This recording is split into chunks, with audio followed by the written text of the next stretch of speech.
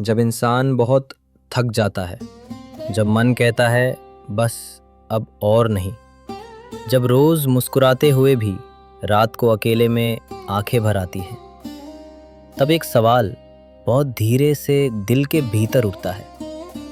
मेरा वजूद क्या है? क्या किसी को मेरी कमी महसूस होगी? क्या मेरे होने से किसी की ज़िंदगी थोड़ी आसान होती है? या मैं बस इस भीड़ का एक और चेहरा हूँ? ये सवाल कमज़ोर इंसान नहीं पूछता। ये सवाल वो पूछता है जिसने बहुत देर तक खुद को संभाले रखा है, जिसने दूसरों के लिए अपने आंसू छुपाए हैं। और ठीक उसी क्षण जब मन सबसे ज़्यादा भारी होता है, जब लगता है कोई नहीं सुन रहा, उसी पल श्री कृष्ण बहुत धीरे से कहते हैं, वत्स, जिसने जीवन को सच्चाई से जिया है वही अपने वजूद पर प्रश्न करता है। दूसरों की नज़रों में खुद को मत खोजो। कृष्ण कहते हैं, तू अपने वजूद को दूसरों की नज़रों से क्यों तौलता है? जिस दिन तूने अपनी कीमत लोगों की राय से जोड़ दी, उसी दिन तू खुद से दूर चला गया। वत्स, तू इसलिए दुखी नहीं है कि तू बेकार है, तू दुखी है क्योंकि तू खुद को हर दिन कम आंक रहा है। दीपक की कथा। एक बार गंगा के शांत तट पर सैकड़ों दीपक जल रहे थे। उनमें से एक छोटा सा दीपक हवा से डरकर कांप रहा था। वो बोला, प्रभु, मेरी लौ बहुत छोटी है, हवा आए तो मैं बुझ जाऊं, मेरे होने से क्या फर्क पड़ता है?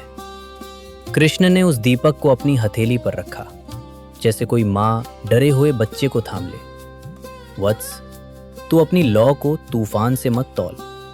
अंधेरी झोपड़ी। फिर कृष्ण उस दीपक को एक अंधेरी झोपड़ी में ले गए। वहां एक बूढ़ा व्यक्ति अंधेरे में बार बार ठोकर खा रहा था। डर और थकान उसके चेहरे पर साफ थी। जैसे ही दीपक जला, झोपड़ी रोशन हो गई। बूढ़े की आंखें भर आईं।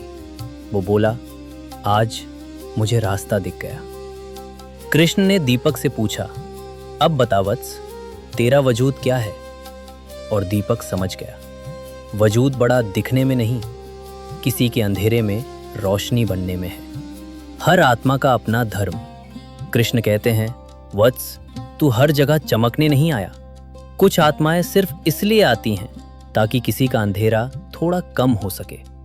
तू थक गया है क्योंकि तू हर किसी को खुश करने की कोशिश कर रहा है, हर दर्द अपने भीतर भर रहा है। पर तेरा काम हर जगह जलना नहीं है, सिर्फ वहां जलना है जहां तेरी रोशनी की सच में जरूरत है। मौन की पीड़ा। कभी कभी तू मुस्कुराता है लेकिन भीतर से टूट रहा होता है।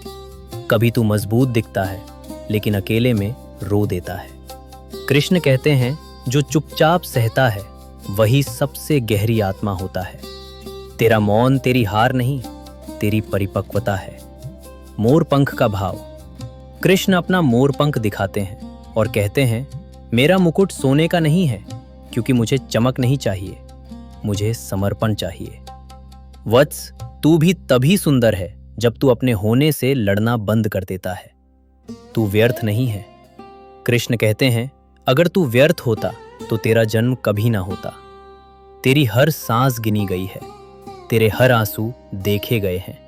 तेरा संघर्ष तेरी सजा नहीं, तेरी तैयारी है। अंतिम सुकून। आज तुझे कुछ साबित करने की कोई जरूरत नहीं। अगर तू थक गया है तो रुक जा, अगर तू टूट गया है तो रो ले, लेकिन कभी ये मत सोचना कि तू बेकार है। अंतिम वाक्य। जब भी मन पूछे मेरा वजूद क्या है, तो बस इतना याद रखना, मेरा वजूद ये है कि मैं कृष्ण की इच्छा से यहाँ हूँ, और जहाँ कृष्ण की इच्छा होती है वहाँ कोई भी जीवन अर्थहीन नहीं होता। अगर इस कृष्णवाणी ने आपके मन को थोड़ा सा भी हल्का किया हो, तो इसे किसी ऐसे व्यक्ति तक जरूर पहुंचाइए जो आज चुपचाप सब कुछ सह रहा है।